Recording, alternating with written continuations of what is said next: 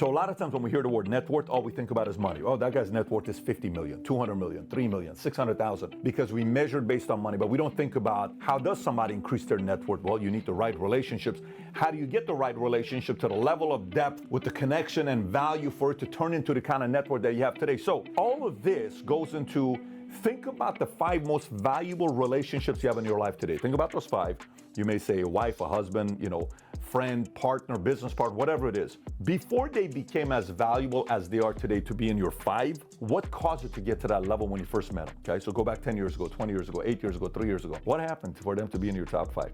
We're going to talk about that today. And by the way, if you get value from this video, give it a thumbs up and subscribe to the channel. Let me get right into it. So we see Tom Brady and Gronk. Oh my God, they're so great together. I bet they've been best friends since day one. They've probably never had friction. Look at Charlie Munger and Warren Buffett. What a great partnership. Man, Steve Jobs and Johnny Ive. Phenomenal relationship. Tim Duncan and Popovich. Inside the NBA, TNT, Shaq, Barkley, Kenny Smith. These guys are phenomenal together. What we don't see behind closed doors, how did these relationships get into how it is today? This is what is going to happen 100% of the time when a relationship gets deeper is when they overcome friction together, okay? Friction is a byproduct of great deeper relationships. Here's what happens. One time the New England Patriots practice off season, all these medias there. Next thing you know, the biggest fight breaks out. Everybody's talking about, oh my God, the New England Patriots are off to a bad start. There's a lot of infighting going on. Practice ends. Media goes to Bill Belichick. So Bill, what do you need to do to unify this team?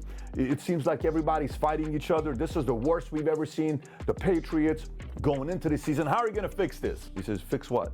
All the infighting.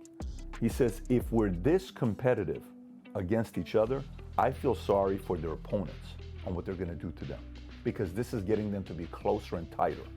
Bill Belichick understood you need friction to get the team to be closer together. Sometimes there's many stories where great coaches create accidental friction to create a bond within the team. This has happened there's many stories I don't need to go into here.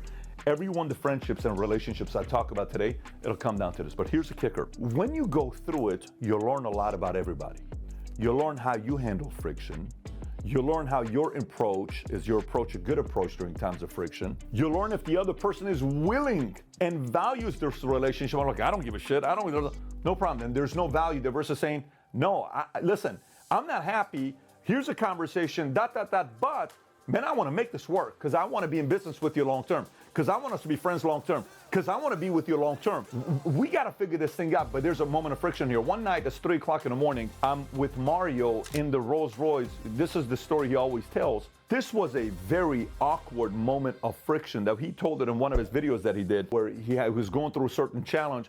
We had this one moment together. That could have been the last day him and I ever worked together. It's a very, very sensitive moment of friction that we had together. There's another guy who was in business. I've been in business for a long time. One day I asked him to meet me at the Northridge parking lot, and we had a 3-hour conversation together. That was friction, but I had to tell him what was on my mind. And I said, you don't need to agree with anything. I said, I just want you to hear me out. Give me 3 hours. I'll never say it to you ever again.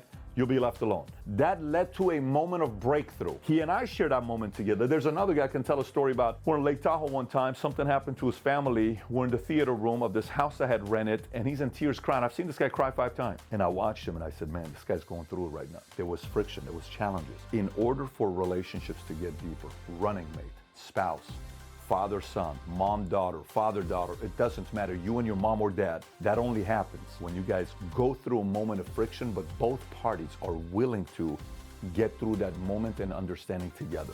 If you can do that and have mutual respect while we're doing this, what you don't know that's happening on a leader's bulletin statistically, that relationship went from a level 1 to a level 2.5. 3 months later, you guys experienced something again, you just went from a 2.5, you overcame that, you go to 4.2. Next time you have another friction together, this time it wasn't handled well, you go for a 2.8. Next time you go through it again, I don't give a shit, you go to a 1.7. That's exactly how these things are happening. So in my life, I have a lot of valuable relationships. I was in the military, I realized which one of my friends were actually fully wanting to have a long-term relationship to them. For the rest of my life, I'm gonna pour into those guys that did what they did for me. I'll never forget in 1997, I'm in the military, I'm all by myself, and I had all these friends that I thought were like very, very close friends. And all of a sudden you go to the military, come back and say, man, That guy was a friend, man. He was with me through thick and thin. That I would never guess she would have been there. Him, unbelievable. But you almost need those times to realize who has your back. It's unfortunate, it's painful, it's crazy, but it is a filtering process that's required to go through times of friction. So anyways, if this was a message you needed to hear for you to realize maybe you just went through friction in a relationship that maybe you didn't handle the right way, if you really value that relationship, great relationships are very, very hard to come across. If you had a moment like that, maybe you ought to make a phone call. Set aside your ego, okay? Say, I gotta make that one work. Or if you're on the complete opposite side,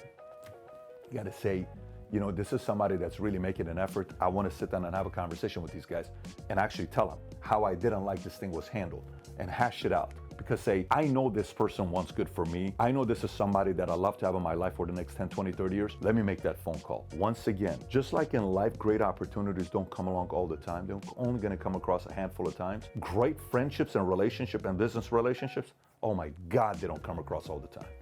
Water them, value them, protect them. Very hard to find. Once again, if you got value from the video, give it a thumbs up and subscribe to the channel. Got another video I want you to watch as well. I did a video 6-7 years ago titled How to Choose Great Friends. If you've never seen this video, click here to watch it. Take care, everybody. Bye-bye, bye-bye.